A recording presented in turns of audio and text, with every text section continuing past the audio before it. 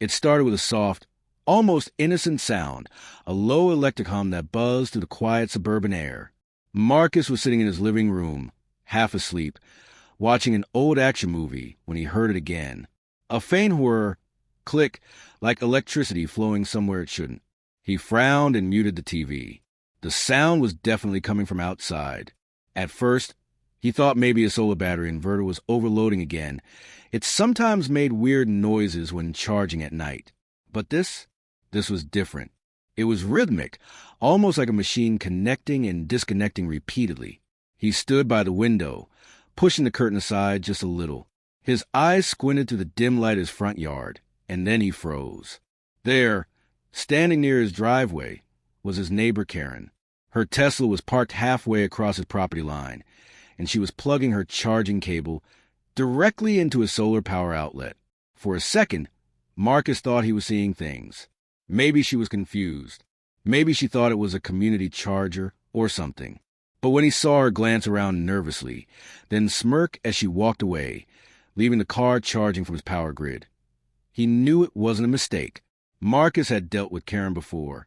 She was one of those HOA neighbors, the type who complained about everything. Last month, she had filed a report because Marcus's solar panels were too shiny and reflected sunlight toward her kitchen window. She once told him that his recycling bins didn't match the aesthetic of the neighborhood, and now she was stealing electricity from him, bold as daylight, or in this case, moonlight. He felt his stomach twist in disbelief and anger. He wanted to storm outside right then and there, unplug that cable, and demand an explanation. But he stopped himself. Instead, he quietly took out his phone and recorded the scene. Karen's Tesla, his outlet, her smug little walk. He had proof now. As he stood there watching the meter on his inverter tick upward, Marcus muttered under his breath, "All right, Karen, you picked the wrong solar guy to mess with." He had no idea that this was just the beginning, and that soon his revenge would make her wish she'd never touched his grid. The next morning, Marcus acted like nothing happened. He waved at Karen when she stepped out to get her mail, even gave her a friendly nod. She smiled back, fake, plastic, like she always did, and went about her day. Marcus almost laughed. She had no idea he had caught her red-handed the night before. All day, Marcus couldn't stop thinking about it. It wasn't just about the electricity. It was about the principle. He'd spent years saving up for that solar system. Every panel, every battery, every wire was installed with his own hands and hard-earned money. And now, the same woman who had reported him for violating HOA's solar guidelines was secretly draining his power like a leech. It wasn't just stealing, it was an insult. That evening, as the sun dipped low and the panels started converting the last golden rays into energy, Marcus sat in his garage with his laptop open. He was logged into his solar control software, the heart of his system. The screen displayed all kinds of technical stats: voltage output, charge rates, and energy flow. He leaned back in his chair and grinned. If Karen wanted free power, he could give her more than she could handle. But Marcus wasn't reckless. He wasn't going to do anything illegal. He just wanted to teach her a lesson. So he adjusted the voltage limit slightly higher, still within safety standards, but enough to cause a surge when someone plugged in improperly. He double-checked the settings, smiled at the little voltage bar moving up, and hit save. That night, he stayed awake, watching from his window like a hunter waiting for his prey. Sure enough, right around 9:15 p.m., there she was again, Karen, moving quietly across the lawn, glancing around like she was in a spy movie. She plugged her Tesla cable into his outlet and walked away, satisfied. Seconds later, Marcus saw it happen. A quick flash of blue light, a faint popping sound. Karen jumped, startled, looking at the charger as if it had betrayed her. Then she hurriedly unplugged it and drove away. Marcus laughed silently. His plan had worked perfectly, but the real show was yet to begin. Because the next morning, Karen came storming over, waving her phone, ready for a fight. What she didn't know was that Marcus had something far stronger than words. He had proof. The next morning, Marcus was sipping his coffee when he heard furious knocking on his door, sharp, loud, and impatient. He didn't even need to guess who it was.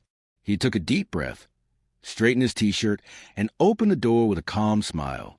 There stood Karen, red-faced, holding her Tesla charging cable like a weapon. "Your stupid power outlet fried my charger," she snapped, waving the blackened plug in front of him. "You're paying for this, Marcus. I could sue you." Marcus leaned against a doorframe, completely unfazed. "Sue me? For what?" "You stealing my electricity." Karen's eyes widened, but she quickly tried to regain her composure. "Excuse me?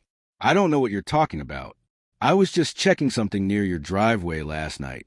Maybe your system malfunctioned." Marcus chuckled and held up his phone. "Really? Because my malfunctioning system recorded everything you did last night."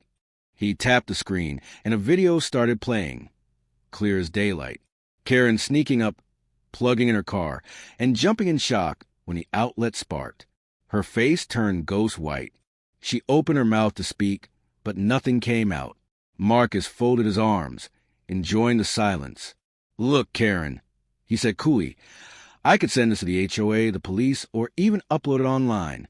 But I'm not that kind of guy. I just want you to stop stealing from me." Karen's voice finally returned, shaking. You can't prove it was me." "It's dark in that video," she stammered, though they both knew she was lying. "Sure," Marcus said, smirking. "Then I guess you won't mind if I show the HOA committee. They can decide." She glared at him, clutching her cable like it could protect her. "You're crazy," she spat, before stomping off down the driveway. Marcus watched her go, shaking his head. He'd expected her to at least apologize or deny it politely. But Karen wasn't done. She was angry, embarrassed, and humiliated. And Marcus knew people like her didn't back down easily. He turned to go back inside, but as he reached for his coffee, a thought crossed his mind. What if she tried something even dumber next time? He had no idea that next time would come sooner, he thought, and it would involve sparks, smoke, and another round of neighborhood chaos. For a few nights, everything seemed peaceful again. No late-night humming, no sneaky footsteps on the driveway, just silence. Marcus started to think just maybe, Karen had learned her lesson. But peace never lasts long when you're living next to someone like her. One morning, Marcus stepped outside to find a bright orange notice taped to his door. His heart sank when he read it. "Notice of violation, unauthorized solar installation, immediate action required." It was from the HOA. 2 weeks to remove his solar panels or face fines. Marcus clenched the paper in disbelief. Unauthorized? He had every permit, every document, every inspection cleared. This was pure nonsense, and there was only one person who could have filed that complaint. Karen. He walked straight back inside, fired up a computer, and pulled up every document he owned. State permits, installation approvals, energy compliance certificates. All perfectly legitimate. He printed them out, neatly stacked them, and sat back, thinking he could fight this. He would fight this. A few days later, the HOA held a special meeting. Marcus walked in with his folder of documents, calm but ready. Karen was already there, sitting smugly in the front row, pretending to check her phone. When the meeting started, she wasted no time. "I just think it's suspicious," she began sweetly. "Ever since Marcus installed that solar grid, we've had random power surges. My Tesla charger even got fried because of it." Murmurs filled the room. Marcus almost laughed out loud. She was actually trying to spin it back on him. But he stayed quiet until the chairperson gave him the floor. Then he calmly connected his laptop to the projector and pressed play. The video footage appeared on the big screen. Karen sneaking into his driveway, plugging in her Tesla, and jumping back when the charger sparked. The room fell silent. You could hear a pin drop. Marcus looked directly at her. "That's the real reason your charger fried, Karen. You were stealing from my solar system." The HOA president leaned forward, eyes wide. "Is this real footage?" Marcus nodded. Time stamped, date stamped, all recorded. The silence turned into whispers. Someone even chuckled. The president sighed. "Karen, this is a serious violation. You'll be fined and your complaint is dismissed." Karen's face burned red. She got up and stormed out without saying a word. Marcus finally smiled. Justice had never felt so solar-powered. But later that night, when someone knocked softly on his door again, he didn't expect who it would be, IT was late evening when Marcus heard the knock, gentle, hesitant, completely unlike the furious pounding from before. He looked up from his laptop, confused. Through the window, he saw a familiar figure standing awkwardly on his porch. It was Karen, but this time she didn't look angry or proud. She looked small, defeated. Marcus opened the door slowly. "Karen," he said, cautious but curious. She shifted uncomfortably, clutching a small box in her hands. "Hey, I just wanted to give you this," she murmured. Her voice was quieter than he'd ever heard it. She held out the box. Inside was a brand-new Tesla charger. "I figured I owe you one," she added softly. "You know, for all the trouble." Marcus blinked, caught off guard. "You didn't have to do that," he said carefully. Karen sighed. "Yeah, I did. I messed up. I shouldn't have used your charger without asking. I just didn't realize how much power those cars eat up. And I guess my ego got in the way after that." She paused, looking down. "When the HOA played that video, I've never been so embarrassed in my life. Everyone looked at me like I was some kind of criminal." Marcus could have said a lot right then. He could have rubbed it in, could have reminded her how she tried to destroy his reputation, or how close she came to burning down her own car. But instead, he just sighed. "Karen," he said quietly, "I don't want enemies. I just wanted peace. I worked hard for my setup, and I didn't deserve to have someone take advantage of it."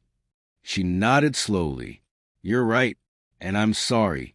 For a long moment, neither of them spoke. The night was quiet, except for the soft hum of Marcus's solar inverter in the background, a sound that now felt oddly comforting. Finally, Marcus smiled faintly. "Let's just agree on one thing," he said. "You stay on your grid, I'll stay on mine." Karen actually laughed a little. "Deal." She turned to leave, then stopped. "By the way, your panels? They look amazing when the sun sets. I get why you love them." Marcus chuckled. "Thanks, Karen." As he closed the door, he looked around his peaceful home, the soft electric hum filling the silence. Sometimes, he thought, revenge doesn't need fire or fury. Sometimes it just needs patience and a little bit of voltage. And in that moment, Marcus realized something simple yet powerful. Karma charges itself. Always,